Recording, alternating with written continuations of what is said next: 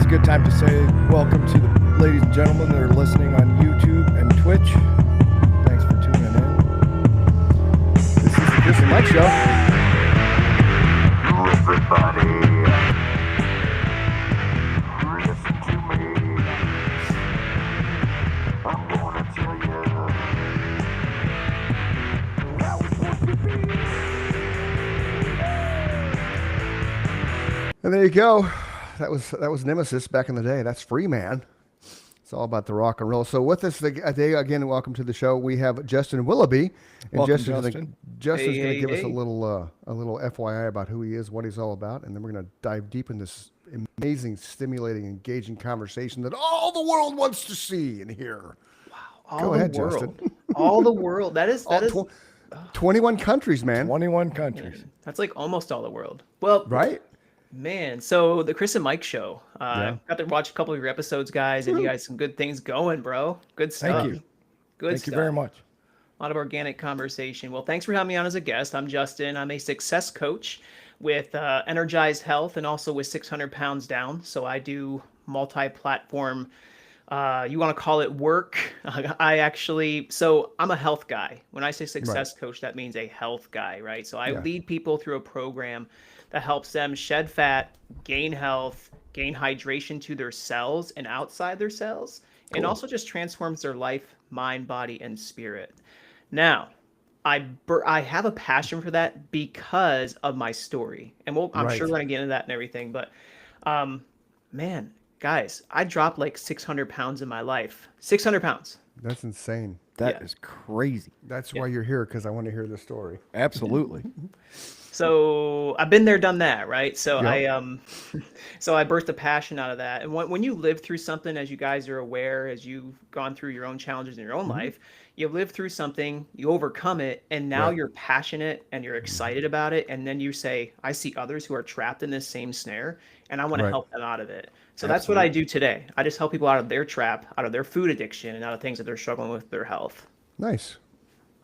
That's So awesome, so I completely respect that, because I'm one of those big believers. Like all the years I've worked out, the trainers need to be in shape. Like I'm not going to listen to you unless you're in shape. If you're coming in with a jelly donut roll, and an extra chin, and it's like, I'm sorry, you have no credibility with me, because you need to be in shape, because those who work out, they're aspiring to be that trainer. Sure. And what drives me nuts at EOS Fitness, because I go there now, there's this one trainer, all he does is talk. Like, I watch him, and for the half an hour like free training, 20 minutes of it is him running his mouth, and you hear all his political views. We've heard him tell women, having a discussion about the abortion and the rights related with that, and we're like, dude, you're a dude. You have no say in that. Like, just shut up, right? But all this guy does, he just runs his mouth the whole time, to whereas if I actually went in, didn't know anything, and I got my free training session, I'd be pissed if I got paired up with that guy. Sure. Because legit, they'll do one rep, like 6 reps, and then they'll sit, and the dude will just run his mouth the whole time. And then it's like, really, I go through 3 sets on the machine next to him, and I'm up and over, and they're still on that same one with just 1 set. So kudos to you for actually, which is where we're going to go with this, is you lived a super unhealthy lifestyle, and you made a drastic change. And Mike knows, I don't call it diet, because diets fail. It's a lifestyle. It's a lifestyle change. It's a new approach. It's whatever you want to call it. But I've never been a big believer in diets, because diets are trends. Diets are a multi-billion-dollar empire that just, you get people on the board, and then, Ozempic, right? All the bad stuff's coming out now about Ozempic, but everybody's like, oh, Ozempic. And then you see people putting the weight back on. Why? Because it's not a lifestyle change. It's got to be a mental transformation that happens in your life, right? I mean, you can, I've heard people go on diets where they just, they're eating whatever they want to eat, just lesser portions. But however, Sure. what we see there is that people aren't getting healthy. It's one thing to lose weight or fat. It's another thing to actually gain health and lose fat. So Right. there's that, we're trying to maneuver that way. But kudos to you on that soapbox about that trainer, man. Like, that's a real deal thing, Chris. Right? Yeah. And yeah, and I vocalized it a little bit, which wasn't a very good. It's a great But it's intro. but it's true though. I mean, I get if you're Well, look, you wouldn't Yeah. go to a vocal coach and show up and the guy can't carry a tune in a bucket Correct. and go, yeah, this guy can make me a better singer. Chris can already sing, right? So Right, if he showed right. up and the guy was tone deaf, I got to move on. It's the same Yeah. concept. it is the same concept. If the I guy never thought weighs of that. 300 pounds telling you that you have to get more motivated, it's real hard to take him seriously. Even Mm. if he's great at his job, he might be a wonderful coach. Mm-hmm. But I agree with Chris. If I looked at him, I'm thinking, I'm already not overweight, right? I'm probably not in the greatest shape. So I agree with Justin in that I couldn't go run a mile right now. I look like I could. Mm. And there's a difference. He's right. Yeah, yeah. I was listening to your last episode with Steve Feldman, which my boy cool. Steve, I love Steve, man. He's a great guy. It was fun. That was a yeah. great episode. Amazing what's happening in his life and just the opportunities he's had to help a lot of people, and his faith has been so great to lead him through, and he's just a hunger to reach people, which I love. But shout out to Steve, love you, man. Hi, Steve. But, Hey, hey Steve. Steve, hey Steve. Love you, brother. But so I hear that Chris likes to work out. Now, Mike, you're more of like the outside guy. Let me go out and do things, not just like in a Drive gym his and car stuff. super fast. Yeah. I mean, I like being outside to an extent. I'm definitely not, I don't know. I wouldn't be considered an outdoorsman, but But you like monkey business. You're more of like, I don't want to be in a gym. You do things more. correct. Yeah. I would go walk. If Right. somebody wanted to go walk, I would go do things like that. Go to the woods, hike, things like that. I would be fine with things like that. I'm just not a go to the gym and pump myself up with muscles or whatever. That's not my motivation. Sure. And you can do a lot of things. Like I think you were saying on the last episode too about, going for hikes and things like that. So I just wanted to double check that was you, and Chris, you're the guy that likes to go to the gym, but you can find. We do everything. Like my wife and I paddleboard, we hike, we trail run, we do regular street running. You definitely like being outside too, for Yeah, sure. I like everything that's physically challenging. Like I live on an acre, so I have a tractor obviously when I mow my lawn, so I'll actually grab the grass bags from the furthest point of my yard and diagonally walk all the way across, just holding them out like this Nice. because it's a workout, Yep. right? It's engaging the core, and or I'll have the big red, 100-gallon garbage can I'll fill up and I'll have it behind my head walking across the yard because it's a workout. So Yeah. even though I'll spend 3 hours outside doing yard work, it's legit. I make sure that as much of it possible is manual labor. You're purposely making the job as hard as possible, Right. which I admire. I mean, I do stupid things like that too. Yeah. Yeah. Because you know that you're already sweating, you got your heart rate up. You might as well Exactly. take advantage of it. Exactly. Yeah. Intentionality is key. Intentionality is Yes. key, and I find that Yes. to be the same with me. I mean, the old sayings that people said to get more activity, and they say go park at the furthest part of the parking lot to walk into the store. Like that's an easy one.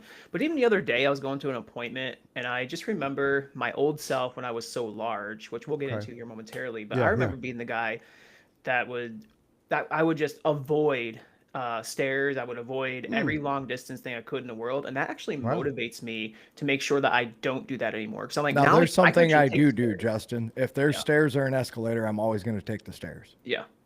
Yeah. I'm the 100%. same way. I'm the same way. I don't. Elevators and escalators are for wussies.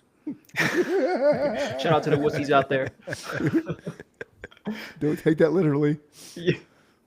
But no, I'm the same way. Like when we go on vacation, Nikki and I, wherever we go, if we're on the 10th floor, I'll take the stairs at least once a day, and she'll take the elevator. But but that's my insanity. That's the addict in me, right? Because what was all about alcohol transformed into that. So something else had to take over that thing. And straight up, I see something that works. It's tunnel vision. Like I don't waver. Like our show, as soon as I started realizing dropping 3 shorts a day was going to make us more relevant, have more people driven to our page and subscribing and viewing, I haven't stopped that because it's like, well, that works. So that's why I equate everything to lifestyle. It's not a diet. It's not, it's a lifestyle change. It You have comes to down shift to like consistency, right? right consistency, habits, and committing to doing it, like you said, Justin, it's everything. It's mental, it's physical, it's audio, it's the curses and the triggers and shit. You have to be aware of all that stuff when you're going towards a change in your lifestyle, because it's going to have an impact on all different levels, right?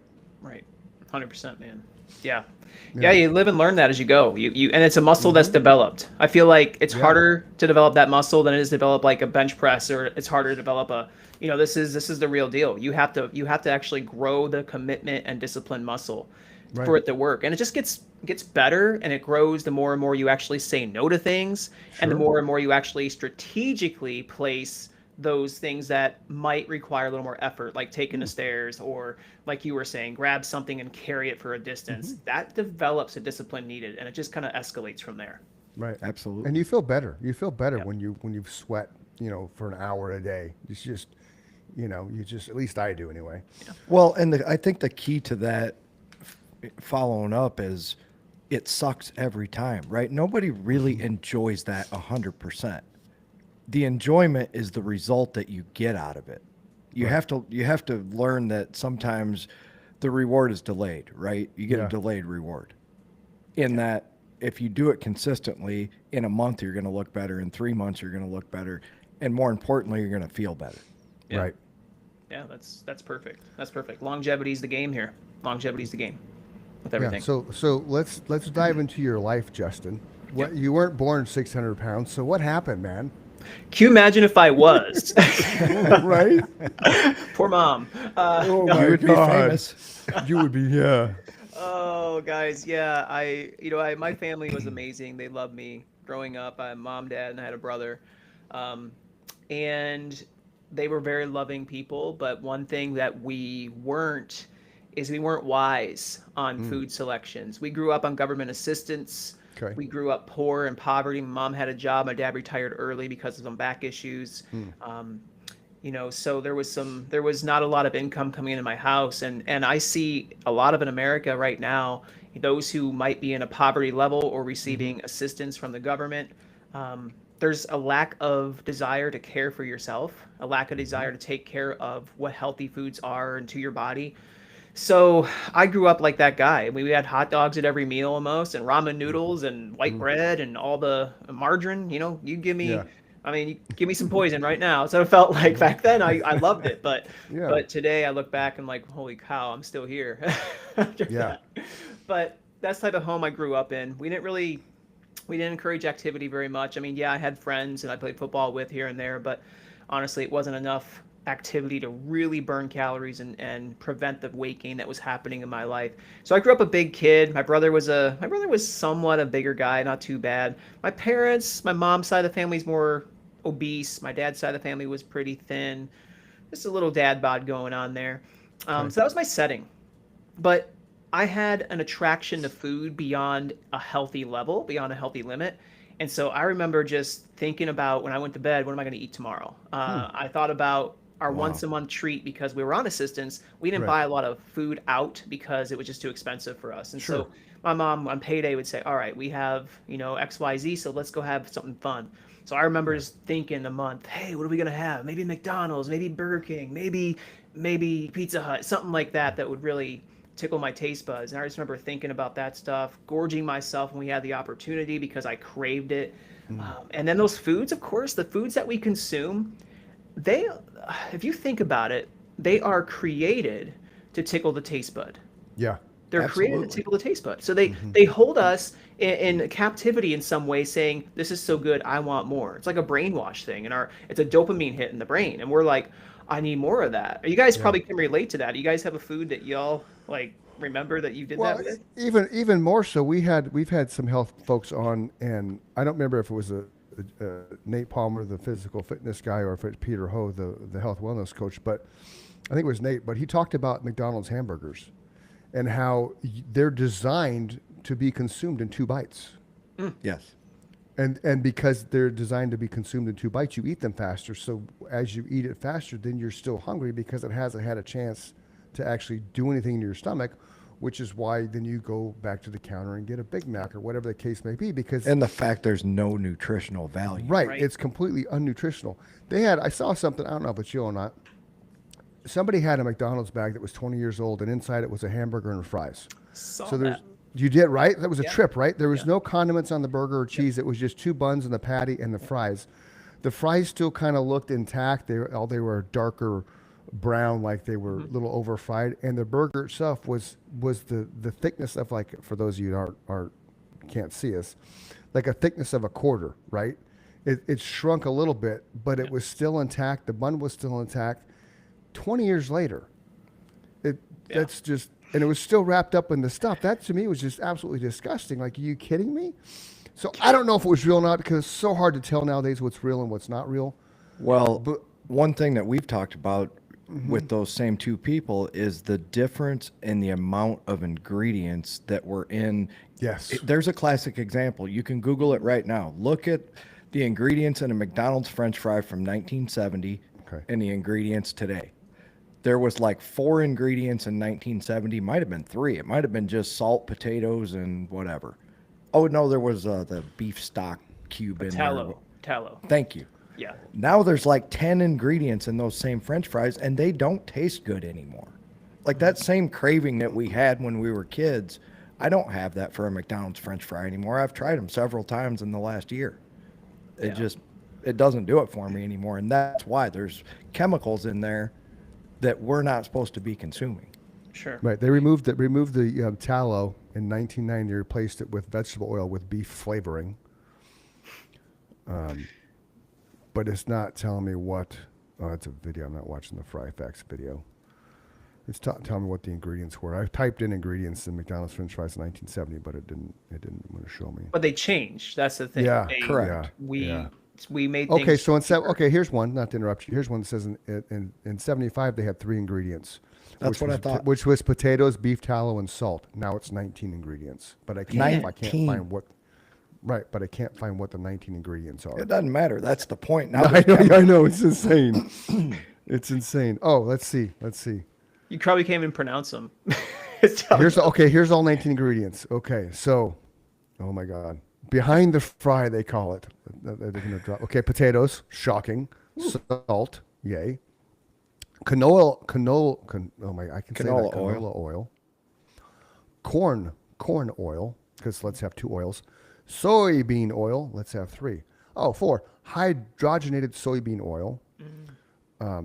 Natural beef flavor.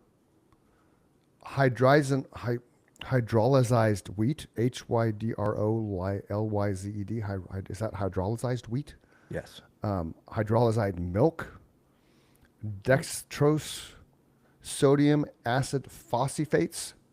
Oh, wow, what the frick is that word? Prisylphate, citric acid. Oh my God, this is a hard one.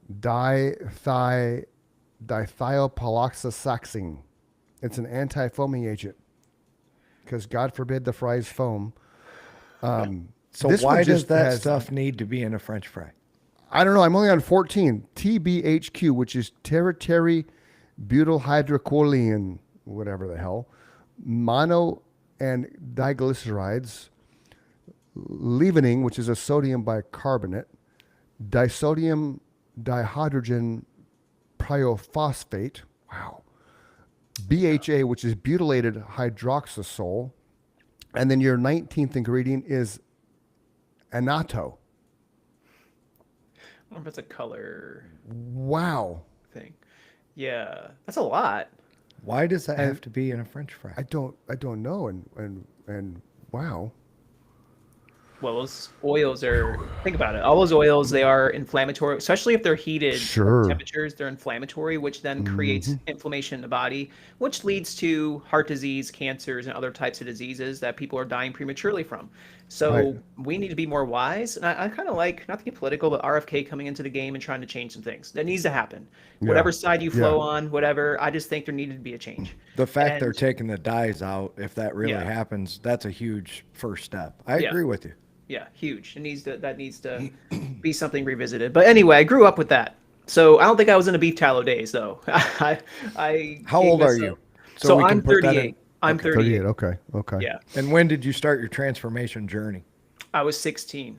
So Really? what, Okay. 22 years ago? 22 years ago? So how much did you weigh at 16? Man, so I topped the scale. So because of my habits and everything, and food addiction plus anxiety, because I had a lot of anxiety attacks too, and I thought I Oh, was I'm sure. dying. My heart would just like pound I on can my relate, chest. man. Oh, bro, that is so I didn't know what it messy. was, and I don't thought- think anybody knew what it was Think back you're in my dying. day. Yeah. Yeah, yeah, you're over. Like this is it. This is the big one.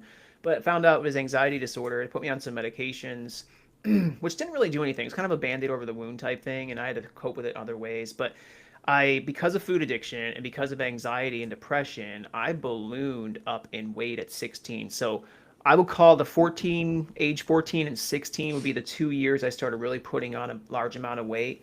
And Okay. that's when I weighed. They took me to Pittsburgh, Pennsylvania by ambulance from my house because I Oh. was so large. It was like something you see on my 600-pound life, right?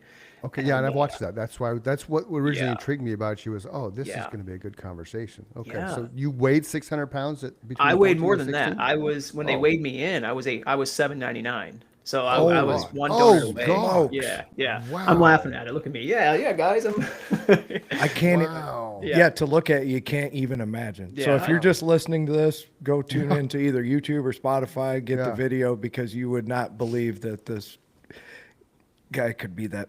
That just fascinates me, So man. what do you weigh now?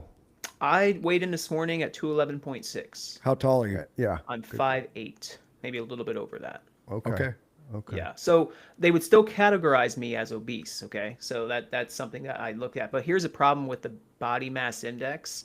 okay. They don't factor in muscle. They don't factor in fat, muscle, and hydration to the body. What they do factor in is your total metric, your total sum of weight and your Really? height. And so if you look at it that way, man, I have a scale that I look at. It's a bioimpedance scale. Hmm. And what it does is it breaks down the fat, it breaks down the water, and it breaks down the muscle. Okay. And I have some solid hydration and some solid muscle. And of course, there's a little bit extra fat that I still need to lose. Probably another 15 pounds would be really good for me. But Okay. yeah, I put on a lot of muscle the last couple of years, guys. I've been really working hard Good. and kind of not worrying so much about the scale anymore. So Mm. yeah, my top weight was 799. I was 16 years old. So that was That is Wow. crazy. yeah.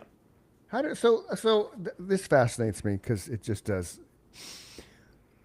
Can you take us back to a day in the life when you're 16, weighing 799 pounds? What your typical day was like? Yeah, if that's please. possible. Yeah, man, that's before everything, right? So Right. uh it really lethargic. So I was a teenager. Right. I knew it all. I didn't care what anybody said. My parents, whatever, like We were all shut that up. smart at that age. Yeah. Yep. It sometimes just kind of keeps going, but I definitely was involved in video games a lot, computer. I lived in a fantasy land constantly. I watched WWE or F back then. Were you Uh, very isolated? I had friends, but they would have to come and visit me, right? I Right. couldn't Okay. go out and do things. But you Yeah. did So socialize with other kids. They not just came to much. you. Online. Online was Ah. my biggest, like AOL Instant Messenger, ICQ, MSN Messenger back in the day. Those are my chat features that I use to Gotcha. talk to people. Yeah. Cool. Ate a lot of food. I mean, Yeah. I could wolf down a whole bag of apples in one sitting if I wanted to.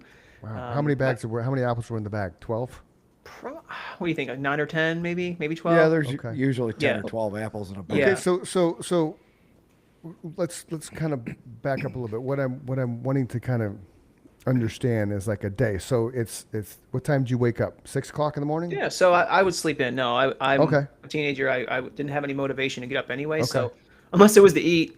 Right. Okay. So, but yeah. So you get up. How long does it take you a typical day to actually get up and moving and up and around? Like you wake up here's- at 10 o'clock and Yeah, 10. We'll you say know. 10 o'clock roughly. And I remember waking up and I first had to use the bathroom. I need some help. My brother, he passed away 2 years ago now. Oh, sorry. Oh, I'm sorry to hear Well, that. yeah, he actually he got big himself from depression and actually died of a heart attack Oh. early. He's like 40 years old, unfortunately. And Oh so my. yeah, but That's terrible. he was a really big godsend in my life when I was so large. Like I remember when I woke up like 10 a.m., my brother would, Sure. hey bro, I need to use the bathroom, and I literally couldn't use the bathroom by myself. I had to have him hold. I couldn't reach anything. Like my arms were Yeah. so small, my gut was so big.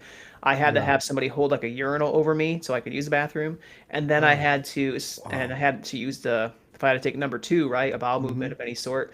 I had to have somebody hold something like a pan or something for me to go in because I couldn't sit on a toilet because we were so poor. Our toilet didn't really Wow. support my weight anyway. So he had to help me with that. So he put up a lot with me. So I got the bathroom business out of the way. Time to eat. So eggs and sausage, a couple bagels. How many Or eggs? How many I eggs? probably had, I probably had about five. I'm trying to remember. I think like 5 to 6 eggs. So not a ton, right? Okay. I mean, Okay. I eat that today. I don't care. I'm working out today. Yeah. But Right. yeah, give me like 5 or 6 or 8 pieces of sausage. You're talking about the pork Wow. sausage. Yeah. Maybe 2 bagels or 6 pieces of toast. And then that was just warm up, right? Now it's time for some cereal. So I would have a couple bowls of cereal, usually Raisin Bran, Basic Four. This is all in Sometimes the with same chocolate. city? It was within an hour and a half from each other. Yeah, Wow. from that. Wow. So I would graze a little bit and then go Two, have some two more. scoops. Two scoops of raisins, man. That's right. Get some fiber in, man. But yeah, like it was a lot of food. And then I remember after that, I would just go back to my bedroom, sit on my bed, watch some TV, play Yeah. on my computer, do all those things. And then lunchtime came around, and I would probably wolf down a pack of hot dogs, like just a ballpark Franks or whatever, a whole pack by myself. Would you cook them first? Sometimes I eat them raw. Yeah. I'm a savage like that. Yeah. No, that's why I asked. Yeah, so I would eat them raw or cook them, and I would have maybe four or five buns with that, and then with that like some Dutch pretzels or maybe some ramen noodles, just kind of with that as well. Yeah. And then we lived above a convenience store, and Oh so God. yeah, man, it was great. I remember the days. You're like, next time you have me on the show, I'm gonna be an obese guy again. But anyway, I'm looking at reminiscing here. I would manipulate my brother. He had autism.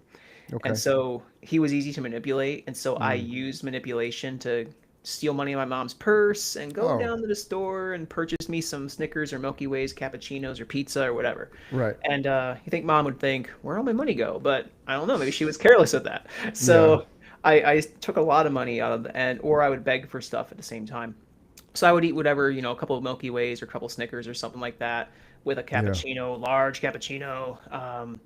And then that was snack usually after lunch, or the mini mart pizzas that are out there. Like some of these convenience stores have pizzas. I would eat a whole one by myself in a sitting, Wow. maybe aside from one piece sometimes. Okay. Soda, Mountain Dew Code Red was my love. I loved that Wow. because it was red. I would chug down like one of those a day here and there. Wow. Yeah, I was a savage, man. I just had such an addiction. And then dinner time came around, and that was probably my healthiest meal. My parents made a side salad, and I ate that.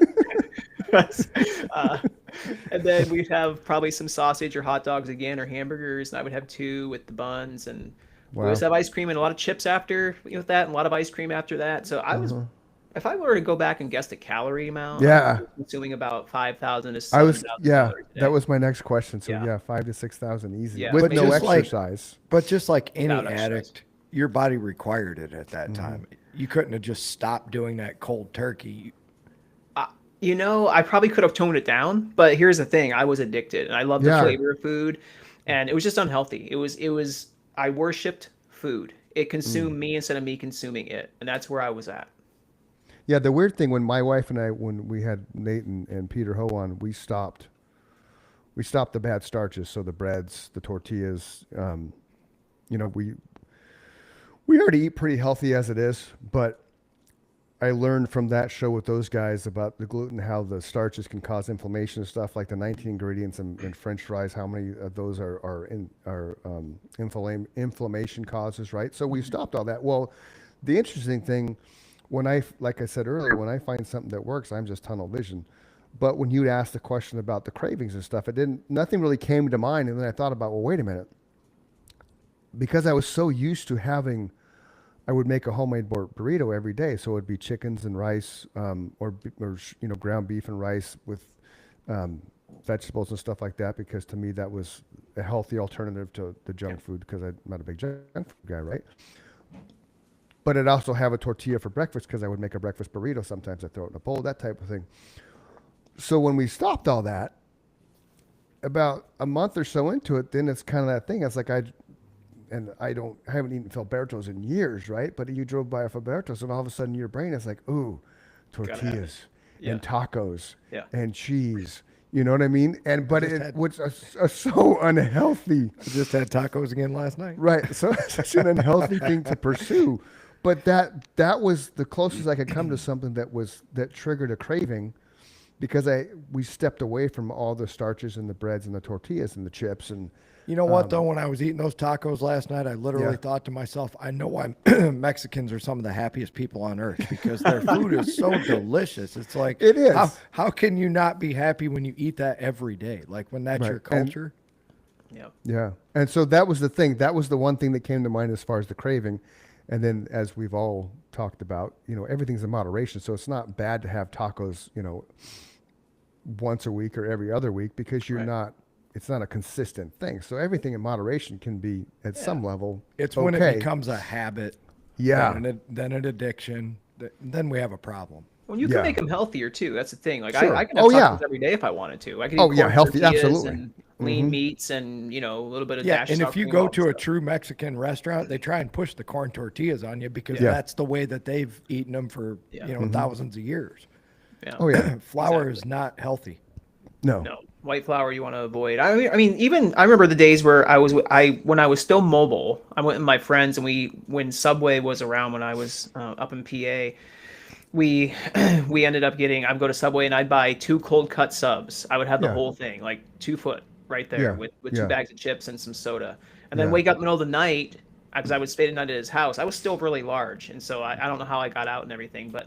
I would then. He was selling candy bars. I just remember the story. He was Oh, selling candy bars God. $1, dude. Yeah. Midnight, 1 o'clock in the morning. I'm searching through the house out in the living room, and I found the candy bars. And I just start. I think I had $5 on me, so I just grabbed $5, put it in there, and I think I even stole some. Don't tell him that, but I think like there was that going on confession time.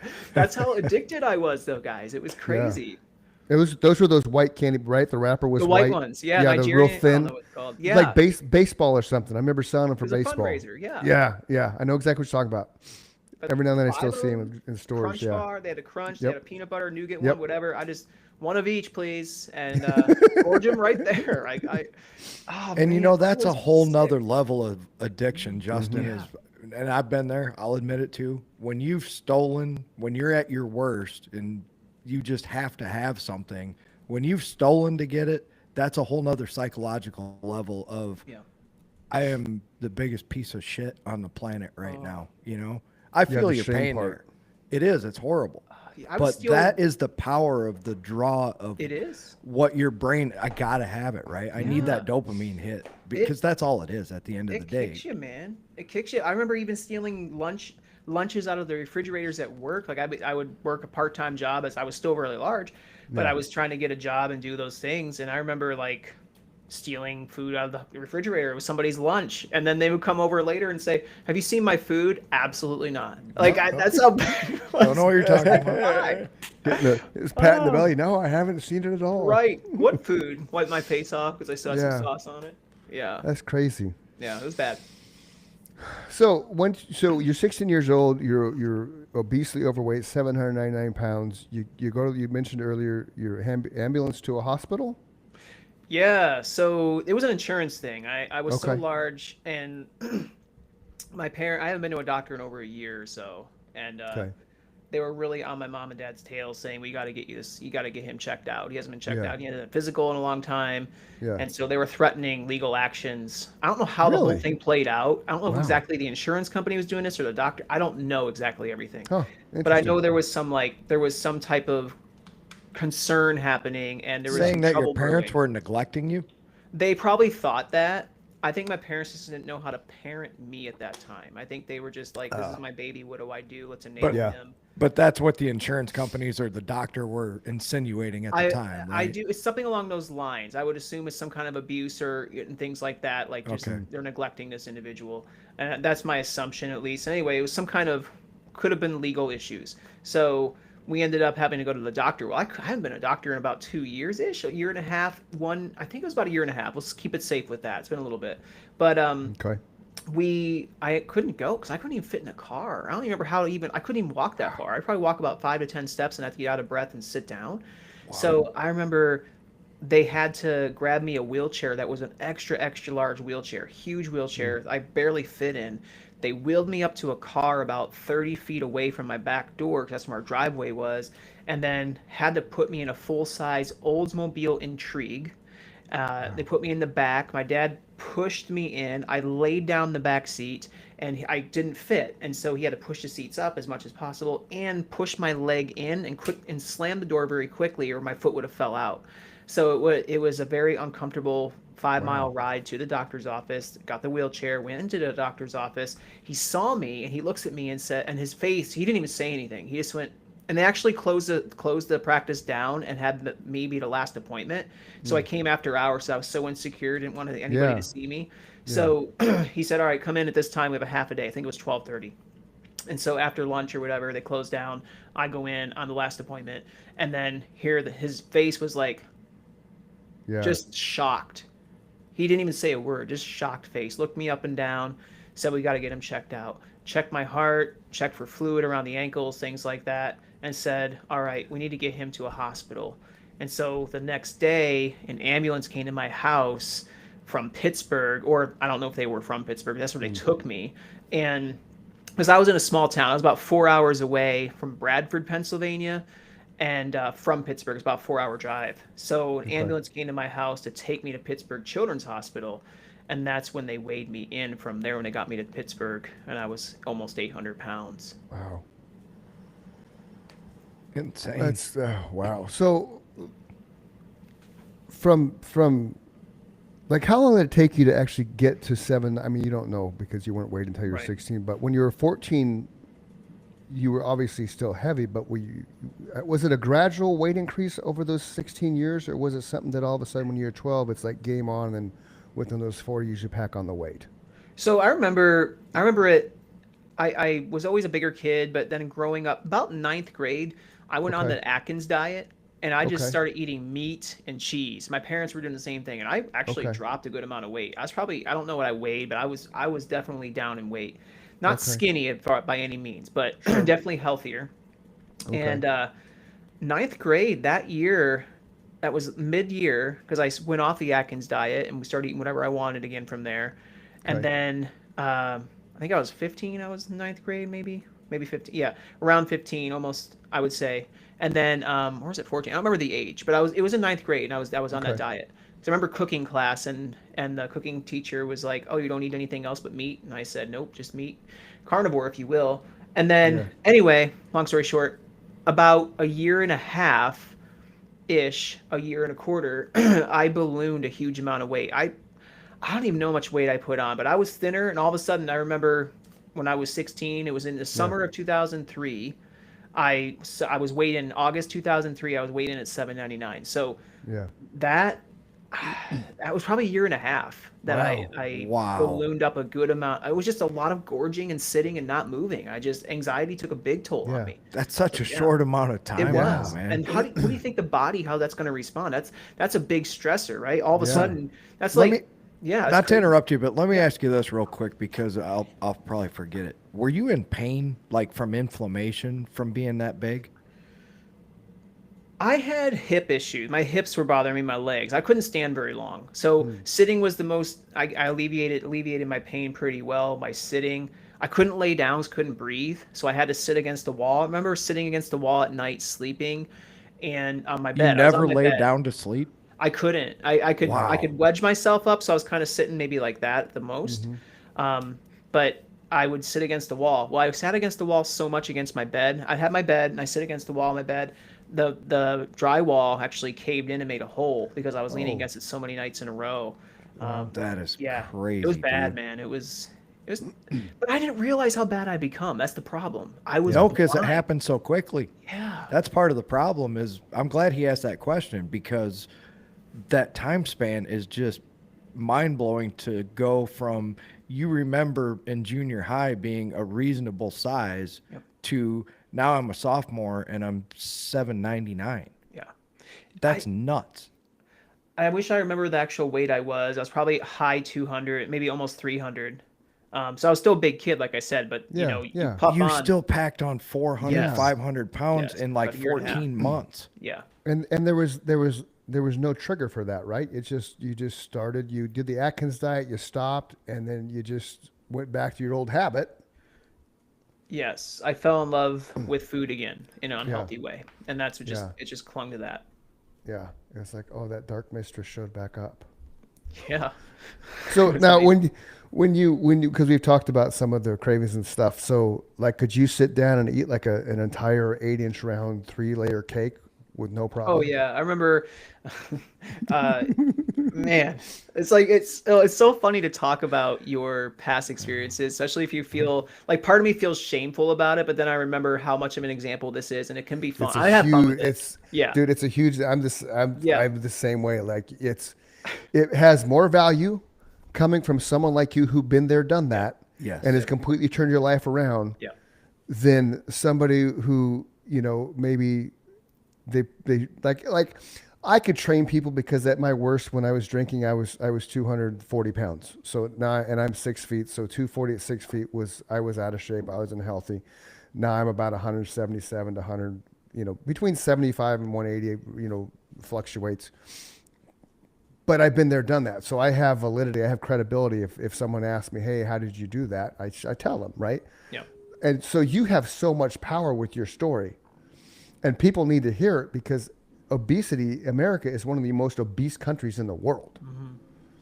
So I love right. your story. I love Well, your approach to it. So The other important part is the fact that you can laugh about it now because Yeah. humor is huge, right? Yeah.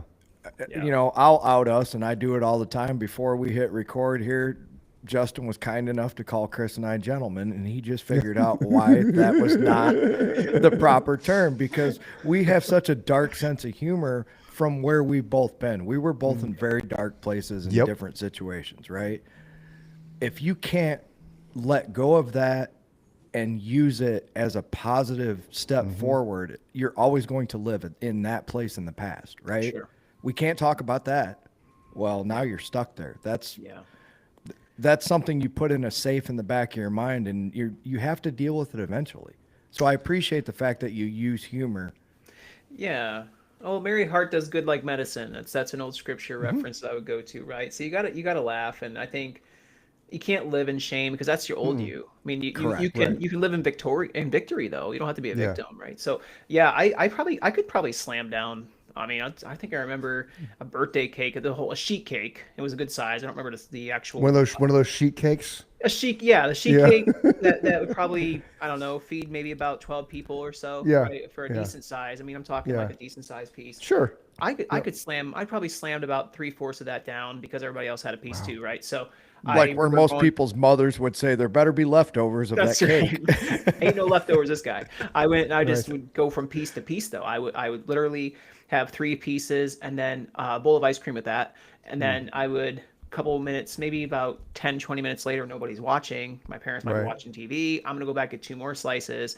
And then I would just start taking the whole sheet and just kind of taking my hands and just eating it and eating it. And Yeah. eventually becoming oblivious to what I was and how much I was eating, just kind of fell into it. A trance. Yeah. Yeah. It became a habit. And Yeah. when stuff becomes a habit, oftentimes you stop thinking about what you're doing because it's second nature. It's a Absolutely. habit. Like I don't think about drinking water in the morning because I just get up and drink water in the morning. Good example. I It's do the same thing. it's a habit, right? You don't think about your nighttime routine because guess what? It's a habit, Right. you know. And that's what people don't. From an addict standpoint, that's part of our problems because it just becomes part of who we are, Yeah. right? Yeah, it's just like a common just trait that we carry with us. But Mm-hmm. I mean, I would just eat so much, but and ice cream sandwiches, a whole box of those. I mean, I was Nice. just Wow. I was just so I would slam. I look at these influencers out there today that make money off of monetizing overeating, like some of these like, Mm. oh, I'm gonna eat a whole pizza in less than an hour, things like that. I find myself watching those and be like, I could have schooled these fools, Man, if I would have just did it over again, man, no. But it is. That was great. Yeah, That was yeah. awesome. That was I just awesome. watching. I'm like, that used to be me. I could kill you, bro. So, so from Take you so down. so back. Let's go back to the hospital. You're checked in. The ambulance gets you there. You're 799 pounds. What's the health? What's your health like at that point in time? 16 years old. Yeah. Yeah, so good news. I mean, I just saw the hand of God's favor over my life at that point. I mean, I remember the only thing I had was sleep apnea, and that was because when Oh, I laid down, my my weight would kind yeah, of smother me, right? sure. So, um, I stopped breathing about, they think they said, I think it was like 70, 60 some to 70 sometimes an hour respiration wise. While you're I would Wow. sleeping? stop breathing. Wow. So it was pretty severe sleep apnea. Put me on a BiPAP machine, not a CPAP. BiPAP was continual airflow. The Okay. CPAP kind of just plays in and then levels out, breathes in, kind Hmm. of has a ramp. The Okay. BiPAP was just forceful continuation up and down, that I remember correctly, if I remember that correctly. But it Did was, you they said it needed realize? something like that. Did you realize during that time how what like much better you were sleeping after they did that? Because you couldn't have been sleeping very well, waking up 70 times an hour. Hour. Yeah. I remember I remember not wanting to wear it at first because they have a mask and Hmm. you put it on, like I remember feeling like That I would was suck. wearing it and it's like smothering a little bit. Hmm. So it took me a while to get used to it, but after I got used to it, yeah, my sleep became very, very well rested when I woke up. I You remember had like to have noticed a huge difference. yeah, after a while. But being a teenager, I didn't really care back then. But I'm thinking back and how much I Good point. slept better. I slept better. I remember like Mm. not remember exactly how I felt, I guess. More like I just was able to think more clearly and it wasn't so cranky. So I do remember those little tips there. Um, but yeah, the sleep apnea was one thing. And then I had I really just hadn't had anything else. I mean, my cholesterol levels are very low. Blood pressure was normal. My Wow. heart rate Wow. though was elevated. I remember, I think it was like when I was sitting there, it was almost 100, 110, just sitting Wow. because it was such a, Wow. yeah. Trying to Um, pump your blood through all that yeah. Yeah, mass. because what they say, normal resting heart rate, and they say normal is between 60 and 100. Well, honestly, 100 is not really normal. It's on the far end of normal. It's unless you have a disorder or some kind of issue with the heart electrical system, then that's not really normal. So I mean, today it's like 55, Right. 58. Yeah, my resting heartbeat's 54. Yeah, beautiful. That's Yeah. great. Yeah. So those are the only two things I remember them saying. I mean, and I was That's obese. amazing. No, but that's Yeah, amazing. But that probably a lot of that has to do with the fact you're only 16 years old, right? yeah, Correct. And from what Yes. we've kind of gathered in the conversation, that was an 18-month pack on. So it's not like you were slowly, I'm not saying killing yourself, but you weren't slowly, adding, every year 100 pounds, 100 pounds, yeah. 100 pounds. It was a dramatic increase in weight in a short amount of time. So that is impressive. That's definitely good news from that aspect, right? Yeah. So what was the game plan when you're in the hospital? What were they going to do? What was the strategy? And did you start your weight Uh, loss journey after the hospital stay, or did it take a Yeah, while? the hospital stay was the initiator. Okay, So I was in there probably for about 2 to 3 weeks. It was like beginning mid-August, somewhat to the end of August, because I remember school was starting soon. So in gotcha. Pennsylvania, it starts at the end of August, I believe. And I remember being in there and not knowing what they're going to do. They talked Mm, about vigorous rehabilitation.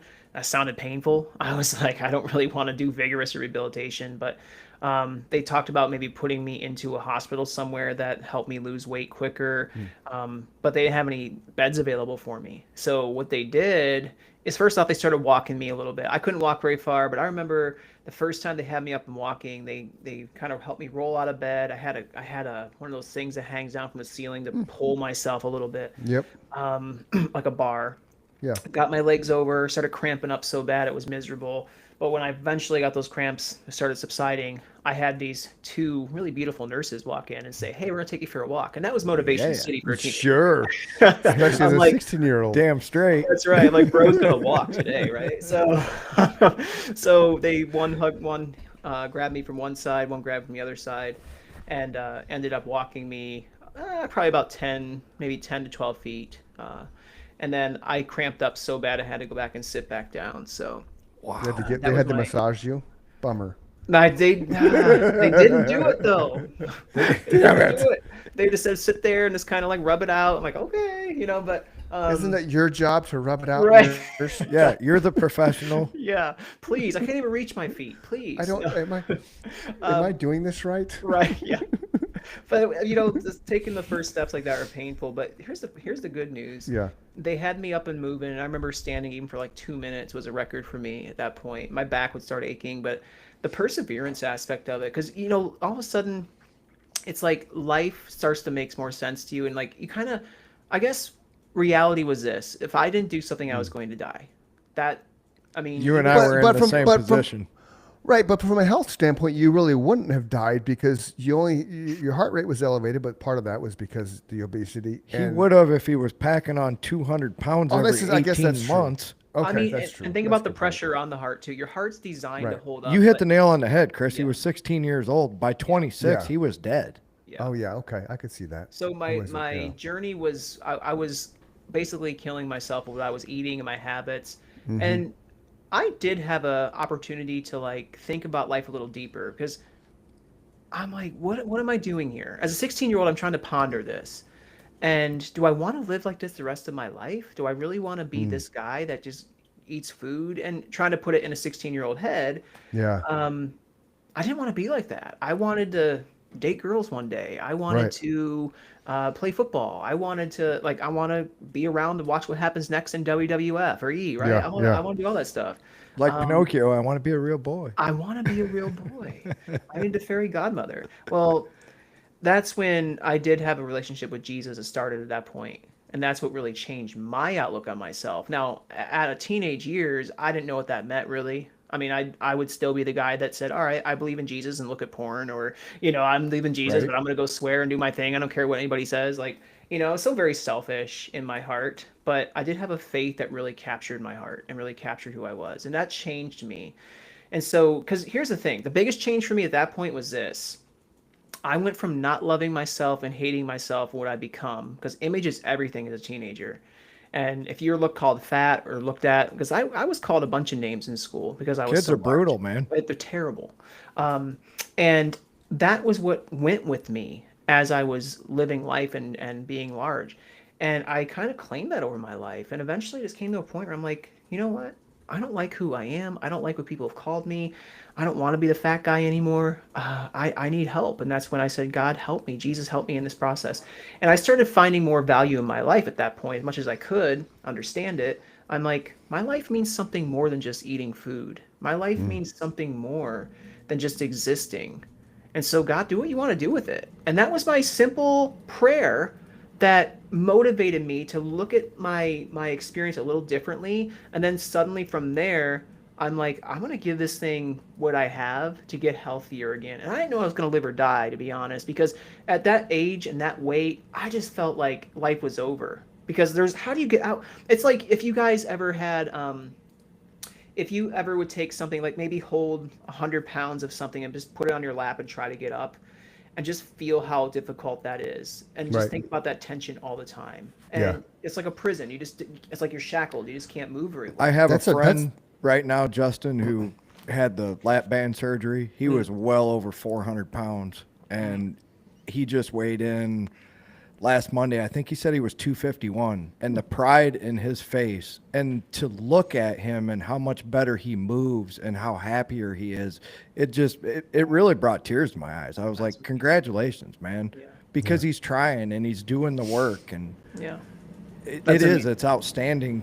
And I think about what you said, and I tell people, it's like that guy was carrying around another 200 pounds. Yeah. Yeah. It was a lot. And yeah. You Go were ahead. carrying around another 500 pounds. True story. Yeah. That's a Now lot. with you being, it was 5'9", right, or 5'10"? I was 5'8". Okay, so Little over 5'8". little over 5'8". Is that how tall you are now? 5'8"? 5'8". We'll call it 5'8". Okay. I haven't measured in a So- while. I'm sure I am. Okay. I'll crunch some vertebrae. Right. Well, no. When I had neck surgery, man, I shrunk a little bit because they took a vertebrae out, and legit, I'm like, I call bullshit. I'm like, I'm shorter now. Come on. So when oh hell, I forgot my question. It was a good question too. Oh, I'm sorry, that's what it is. So according to the chart that like I could Google it. Height. What should your weight be at according to the American standards as far as a healthy? About 160. It's 160-ish. Yeah. Okay. It's stupid. Like there's no. He's an inch shorter than me. Mine's 165. Okay. Yeah. Yeah. 160 is Okay, that okay. total. But like I said earlier, if they don't factor in the muscle and they don't factor in what you're doing, like Yeah. you can be a bodybuilder and be obese just because that's what you categorize on the The weight. BMI. Well, Gotcha. here's the difference. Well, that's yeah, I got up that's to why I asked. 185 when I was on antidepressants, whatever you want to call them, Right. mood enhancers. I was fat. There's no question. But had I been working out, I wouldn't have been fat. I know what you're saying. You know, if I had been conscious of going to the gym and keeping up on maintaining the calories I was putting in, that's a whole different story, right? Because now you're healthy. Yeah. Yeah, exactly. Exactly. There's just difference. There's difference. I mean, you take care of yourself and you're gaining muscle and you're losing fat, you're in a better place. You're just in a better place. And so that's where I'm at today. I mean, I had to learn a lot over the process of this whole thing. I mean, I fell in love with health and wellness. I fell in love with taking a life and making it healthier with things that we're able to use here on this earth to do that. I mean, that can be Yeah. food, that can be exercise, that can be supplements, that can be getting sunlight, all the different things. I've just studied since I was about probably 18 or 16 years old. I started studying because that's when I had a transformation. And Right, I just right. wanted to learn everything I could. So I read magazines back then and rented or got books from the library. I remember when the internet was more prevalent with websites, I just started Googling things and searching, health and wellness stuff. Today it's everywhere and it's saturated. There's so many voices, and some of the stuff I call bull crap on. Other things, which people are just trying to get views, and it's just like you're deceiving so many people. And the second thing is there's a lot of good information out there. Yeah. So, but how do you differentiate that? You have to know your stuff. Right. So Is that what you offer as a health and wellness coach, is basically deciphering the good from the bad? Here's what I've found will help you and is worth the money and the time and the investment, because that's a big thing. It's not just the money, it's your time and investment and the negative attributes to your body for the people who are snake oil salesmen, for lack of a better term, Right. right? Yeah. Yeah, I do. So because of my love for health and wellness and my love for helping people become healthier, because I see people differently today. I see people as opportunities.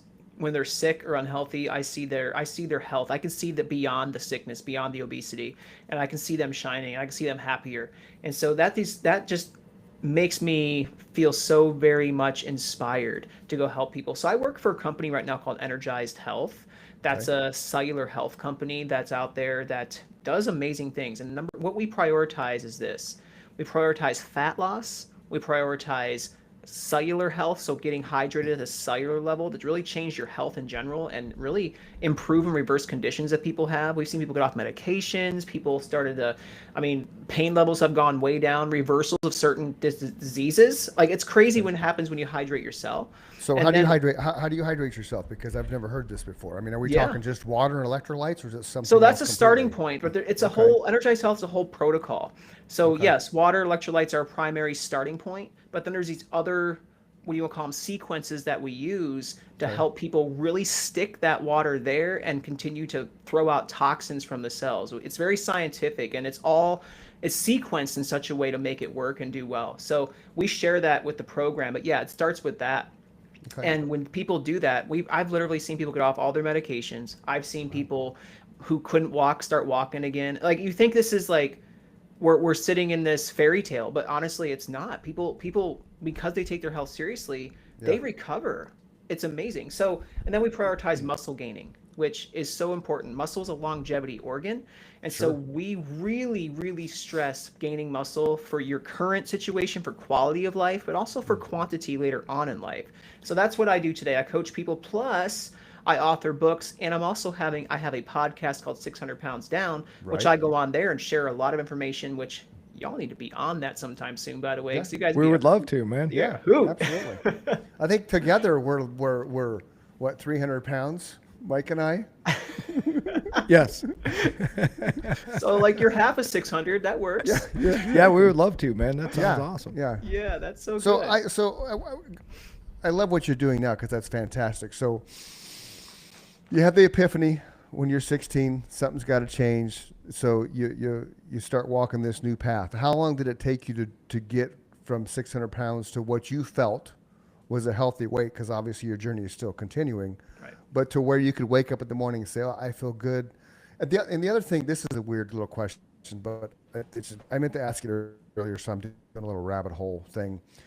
When you were 800 pounds, essentially, and you would look in the mirror, what did you see? Did you like what you saw? Did you recognize the fact that you're this 800-pound human? Or did you just kind of just filter that out because obviously you weren't in a good place mentally, right?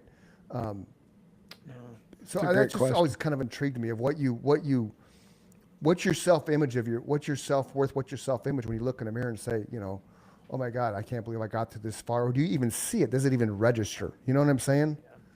I, I, it's interesting because I would never want to look at myself in the mirror. When I Okay. was that large, I would avoid cameras. I would avoid people seeing me. I'd hide. I mean, I didn't. When people came to visit, I would not want them to Yeah. come to my room. All the things. So I wouldn't Okay. care to look in the mirror because I didn't care about myself enough to see that because I didn't see myself in such a light. That's interesting. Yeah, not even to see if what's on my face. I did check my face out, all the acne I had to like, get off when I was a kid, but Yeah. other than that, I didn't care. Well, and I still kept. I remember because I was so large, I would go to. I was probably 500 pounds, still kind of mobile, still doing like still being going around, and I would go to my friends' houses randomly here and there because I would get Sure. out still. Maybe 480, but really close to 500, I feel like, and. I'd go to their room and play video games, and I would break their bed just sitting on it. Ouch. Wow. And I remember going out to restaurants and sitting on the chairs and bending Mm. the legs on some of these chairs.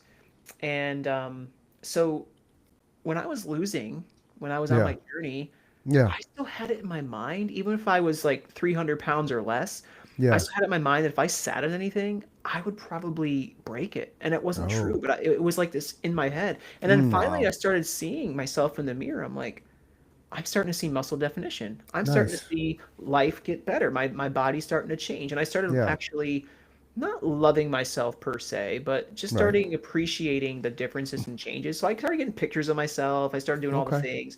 Um, I did have some skin reduction surgeries completed that ultimately, guys, it was amazing how they came about. They were free except for I think I put in like $200 at the most for Okay. 3 different surgeries. 2 of them were from a doctor in New Jersey. His name was Dr. Barry DiBernardo. He's probably still there. It's in Montclair, New Jersey. And he did the surgeries for free because I was in some magazines and he saw Oh. that star. He saw those Shout and was out. like, yeah. So he's like, hey, let's do this. So he did some surgeries for skin reduction. I think he did two. Yeah, he did 2 of them, and then I had a third one completed. Recent, it was about 5 years ago now in Pittsburgh with Dr. Rubin, and my town in Bradford really got behind me, and they helped me raise. I think it was like $68,000 that I needed Wow. around there to really have another surgery done and get my legs completed and stuff like that. So I've had some good surgeries completed. So now I can look at myself and say I can see more muscle definition. I still have some skin and I sometimes get a little self-conscious about it, but looking back to where I was, Yeah. it's night and day. Okay, so here's my rabbit hole question since Chris drug me down. You mentioned earlier that you couldn't go to the bathroom, and God bless your brother for helping you out. Yeah. That's a great human being. Yeah. Could you bathe yourself at your largest without I- breaking the tub or Oh, guys, I couldn't even take a bath. I We didn't- didn't even have yeah. a working shower, actually. I remember we were so poor, we didn't even have an operating shower. We had an operating bathtub. But so did no. your brother help you with that too as far So as my trying to Sponge, keep like parents- sponge bath? I got Sponge bath? sponge baths. My Yeah. parents actually gave me showers outside with when I could still walk a little bit, with a hose and Garden hose, I was gonna just say sit in garden the hose. yard. My mom was like trying to shower me as I was, yeah. So I mean, I would try to reach under my folds as much as possible, Wow, but they man. really had to help me with things. And I just think that puts it into perspective Yeah. for people. It's like, things that you get up and do every day that, like Chris said, you don't even think about, you take for granted. Yeah. You just couldn't do those things at all. no. So how long has it taken you to pull the weight off from the 800-pound to where you, like I said earlier, where you were finally comfortable in your own skin, and like you alluded to, you kind of answered the question, but you didn't give me a time frame, Yeah. and I'm that guy that likes time about 8 frames. years. About Okay, 8 years. okay, cool. I felt Okay. comfortable about 8 years. So it Okay. was. So I now lost. you're 24. at that point? Yes, Yeah. yes. So I lost 200 pounds in 1 year, 200 pounds in the Wow. second year. So I was Crazy. 400 pounds in 2 years. Okay. And then it was very slow. 6 years after that, it was just kind of like 20 pounds, 40 pounds or whatever, Okay. right? Just kind of like slow, Yeah. to the year mark. 8 years, I relapsed a little bit and started gaining some weight back, like 60 pounds. I probably was about 270 Okay. ish at that point. And then I just started getting serious again, and here I am today. The lowest I was at was around 199, 202, 202. But were you So happy with that? I wasn't really happy because I was getting Okay. too thin, and Okay. I wanted to put some muscle on. So that's why I Yeah. really started Yeah. really working the weights and everything like that. So Okay. I'm at 211.6. Sometimes I'll Cool. be at 209. I fluctuate. 209 Yeah. to 213 basically is where I Yeah. end up. Now, when you weigh yourself, because like my wife, women like to weigh themselves every day. I'm like, you can't Yeah. weigh yourself every day. You pick one day a week. You weigh yourself the same exact time once a week because that's a true. Yep. It's a true reflection of what work you're doing or not doing, right? Yep. So I'm just Sunday morning, 7 o'clock. I'll weigh myself when I get up. That's it. Where she'll like every other day. I'm like, you gotta stop. Especially Yep. women, because women carry water different. Yep. They hold things different. They're not like men. So it's Yep. like we can go walk for an hour and I'll burn like 700 calories. You should burn Yep. like 400. So I'm like, you just can't, right? Right. So it's just that one time a week to get your reference and then go from there. Yeah. At least in my world. Yeah. Yeah. No, I that's mean, all true. Yeah. exercise is so vital for me today too. Every day I'm moving every day. That's you good. know, you develop these habits, guys, and the thing is, we're never going to make it. So when I Mm-hmm. said 8 years, it's been 22 years now for Sure. me. And I learn something new every month, every year. And I'm not the same guy I was last year. I'm a totally different guy today. I'm doing 75 hard right now. I've never done Oh, that. right on. I've done Yeah, that a couple it's times. it's That's cool. fun. Yeah, Yeah, it's yeah. really, it builds your discipline. It's really amazing. So I've been doing it with a group of guys right now. Cool. It's working well. I'm liking it, but I'm not doing it for weight loss per se. I'm doing it to like body composition. Right. See, I couldn't do mine for weight loss either because I fell into it by accident because I was at Orange Theory one day and somebody was talking about it and I was listening. And I'm like, well, I read every day, and I eat insanely healthy as opposed to most Americans, and I was already doing 2 workouts a day because at my last 3 years at Orange Theory, I would do back-to-back workouts Monday, Wednesday, and Friday, and just do one on Tuesdays, Thursdays. But my wife and I were always doing something in the morning or at night. So I was already working out like 15 times a week. I'm like, well, this is stupid. I might as well just do this Yeah. because I'm already doing it. Right. So, but again, my problem, tunnel vision, then I ended up having a stress fracture in my second metatarsal on my right foot because I don't listen to my body. I just kick my own ass because, I was at my absolute best fitness, which was last year, before we decided to put myself in a boot. I was 173 pounds. I had like 8% body fat. My BMI, which we've already talked about, that skewed. I was 23.1.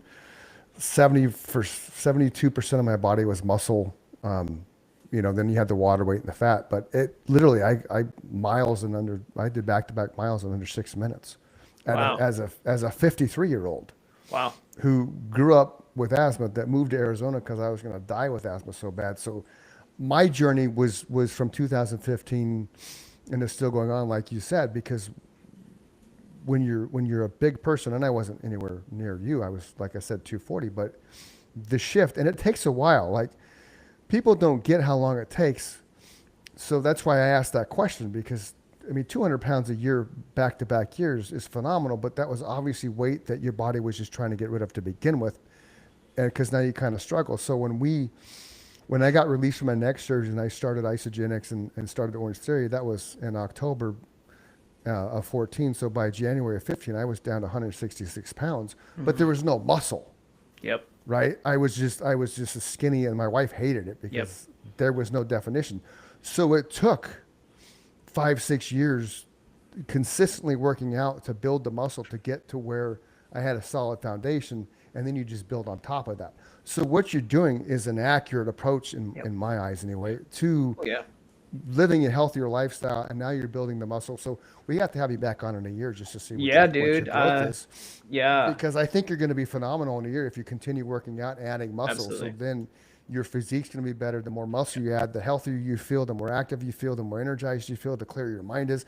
It's a whole encompassing thing when you start living a fully, tunnel vision towards healthy lifestyle that a lot of people don't get.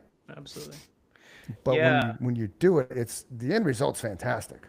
Absolutely. And I'm taking progress, you take a progress picture every day with 75 hard. So you have to like take a progress picture. So I have those pictures and I can just Yeah. compare those to That's the awesome. future. Yeah. So it's good. No, I appreciate that. And anything I would just give people advice, like if you're listening to this and you're sitting there and you're like, man, what do I do? How can I'm not a weightlifter about this. If you can just do basic things, like even just every 5 minutes if you want to, or every hour you want to walk for 5 minutes up and down your hallway, just stand up for a little bit and see if you're sitting down all day. Just start somewhere.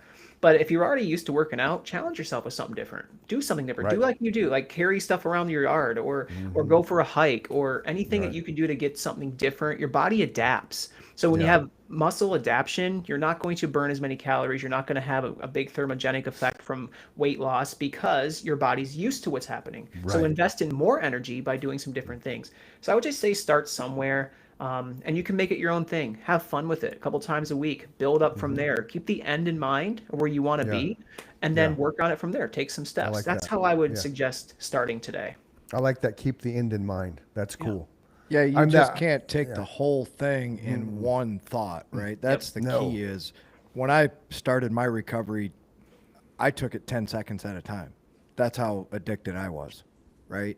It That's wasn't amazing. minutes, it was seconds. That's amazing, though. Yeah, yeah. We had one of my friends on the show who's a local entrepreneur, but he's also huge in the peptides. And his dad would preach to him, inch by inch is a cinch, yard by yard is hard. But it's the same concept. Like you have, in order to win in your profession, I've talked about this before. You got to win the day.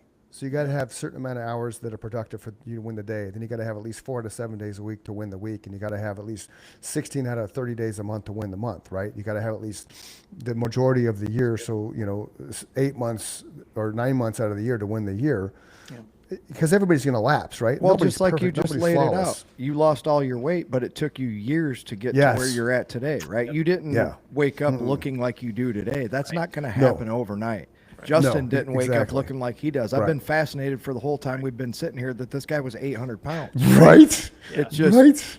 I'm so happy for you. That's what that's what I see the whole time I've been looking is how happy I am for you that you were able to enjoy life again. That's the one thing that I hope for any addict is that they overcome it and that they're able to be happy again. Yeah.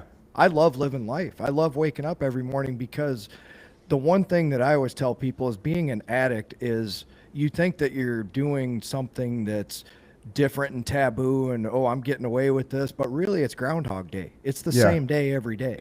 Truth. When I wake up, I don't know what's going to happen now because I'm clear. I'm facing the world head on. You don't know what's going to happen that day. Right. And that's the fun part about it. When you're an addict, that scares you to go out into society and have to live and face people because you're an addict. But that's the part you Yeah. don't realize. It's kind of a catch-22. Yeah. Yeah. It is. I just love the concept of you just said those second buys, 10 seconds. 10 seconds is, Yeah. is Yeah. yeah. I mean that's really a way to look at everything. I mean, if you're able to get 10, eventually you're able to get 11. If you're able to get 11, you're able to get 20 eventually, Right. and eventually 20 days, eventually 20 years, eventually Right. lifetime. Right. And life is perspective for everyone, Yeah. right? It's all in how you look at things. Somebody might look at something negatively and you look at it and say, well, don't you see this? Right. Right. Yeah. That's good. That's good. Yeah. Perspective's everything. So what's a typical day for Justin Willoughby now? Man, I'm a beast. I'll tell you what. So I get up, I do, I'll have like a little bit of protein just to keep my muscle because I do work out. I do cardio. I do lift weights. So I have a little protein, usually a protein shake. I'll go to the gym within a half hour, waken, hit some red light therapy just for skin mitochondrial function. Yep.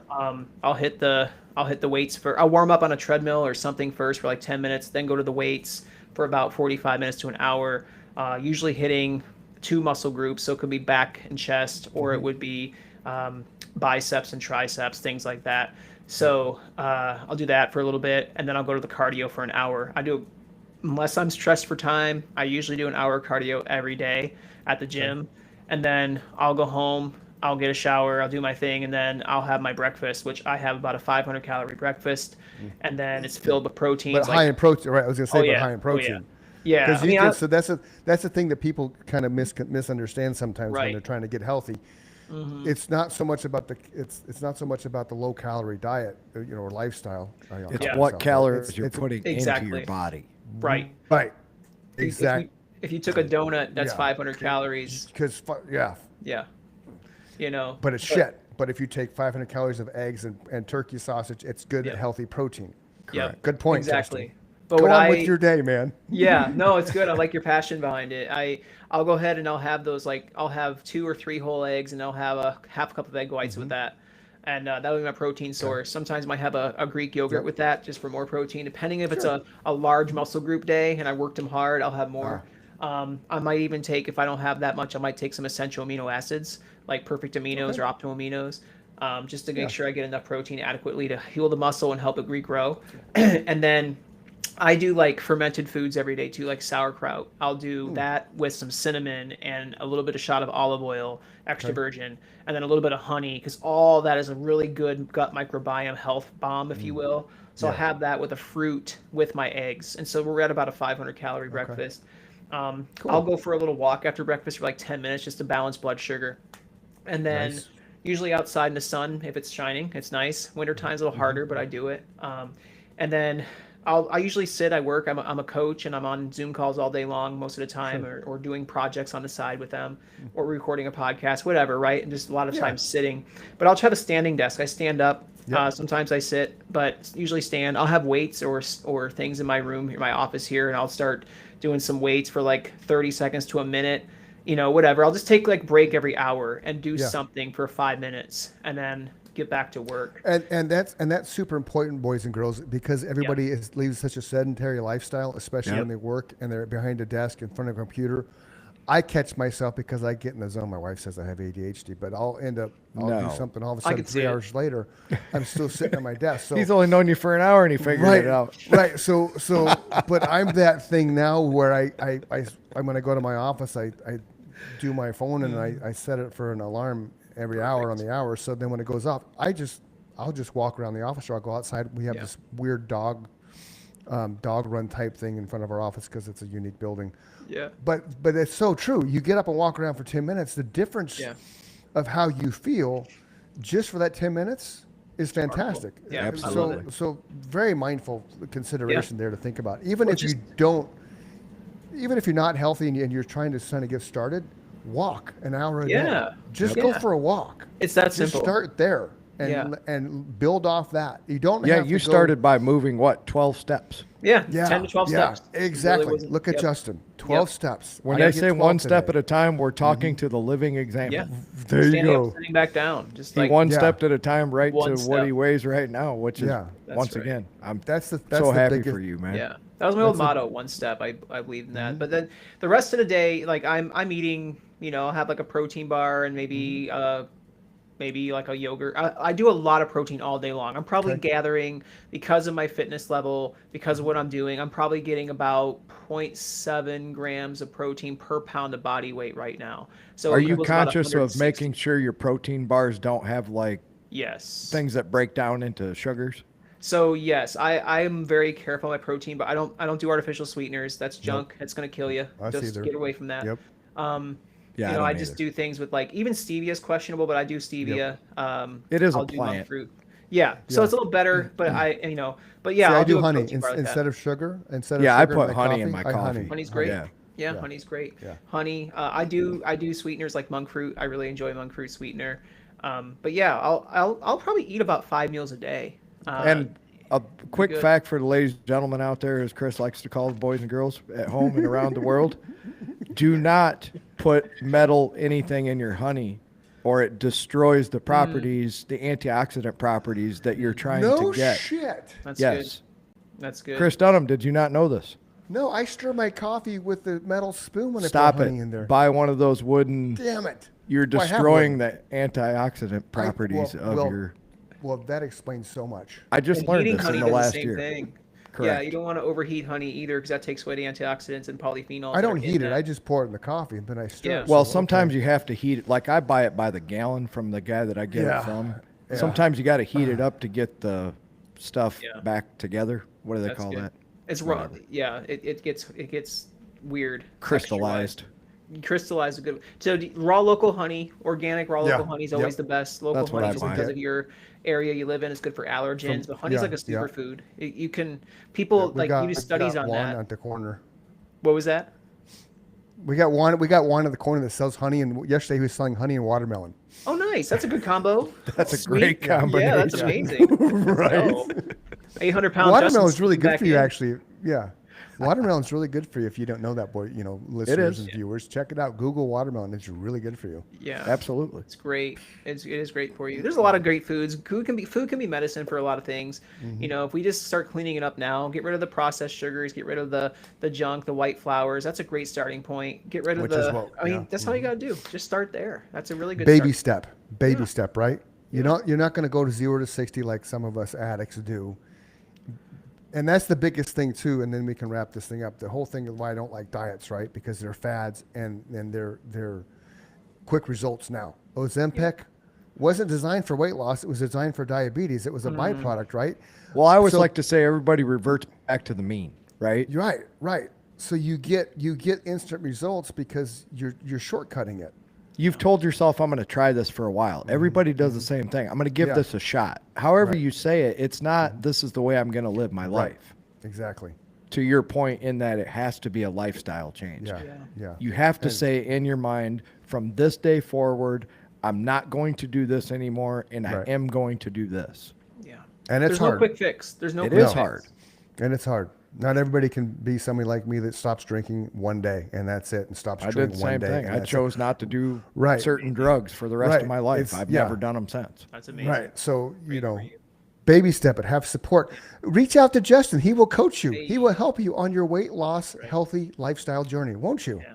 Been there, done that, guys. I've been through Exactly. so much. Like experience screams, right? Yes. I am certified through Energize Health. That's another avenue you can go. But Cool. yeah, man, if you just want some help and assistance, I'm there. I am there. Social media, you can always contact me. But I have plans that you dream of participating in to see the you results. go. I've just found it all. It's amazing. I believe that because you have a very good vibe about you, Yeah. man. I can see why you're successful at what you Yeah. do. You Yeah. made me feel comfortable, and you're on our show. So That's great. There I you love have it. So, Justin Willoughby, you can find him online, Facebook, Instagram too.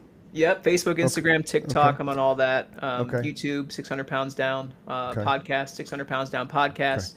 Birthed out of my weight loss story, so you Okay. can listen to that as well. Cool. And yeah, if you guys need anything, I'm here. I'm Well, huge active on congratulations to you, man. Yeah. I'm so, like Yeah. I said, once again, I'm so happy for you, man. That's social. Appreciate awesome. it, guys. It's an amazing story. Definitely, we'd love to come on your show and talk more about whatever you want to talk Anytime. about because it's your show. Dude. But again, check out Justin Willoughby on all the social media platforms, YouTube, 600 pound journey, It's 600 pounds down. Close. 600 pounds Close. down. Sorry, Yep. I hate when I do that. 600 pounds down. Yep. Fascinating human. He's done it right.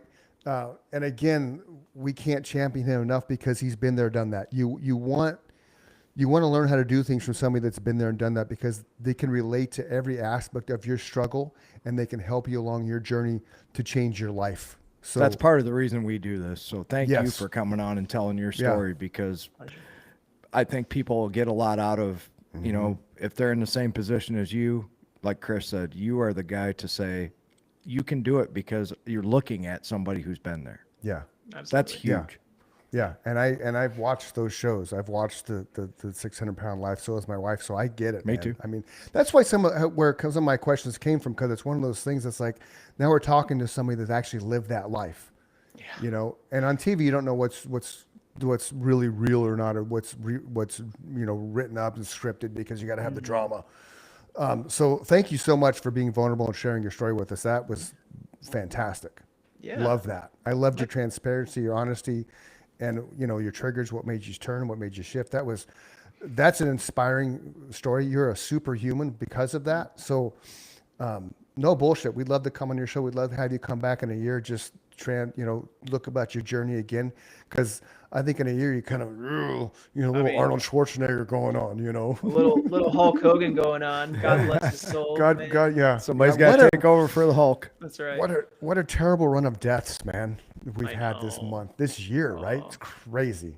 Blew me away. So anyway, and then we found out that Ann Burrell, they actually confirmed it was a suicide, which Really? you know, yeah. They Yep. found her unresponsive in her brownstone in New York with empty bottles and pills all around her in the shower, collapsed. Oh my gosh. So it was assumed, Yeah. right? But now Yeah. they confirmed it yesterday, Just goes to show So, you never you know. know what people are going through. And which is why if you're feeling depressed or down, reach out to somebody that you can talk to, journal it, scream in your room, whatever you have to do. Don't be the person that takes your own life, because somebody's going to miss you and somebody loves you, whether you know it or not. Don't leave a hole in somebody else's heart because you were struggling. Reach That's out, find help. Tomorrow is a better day. You'll wake up feeling a lot better.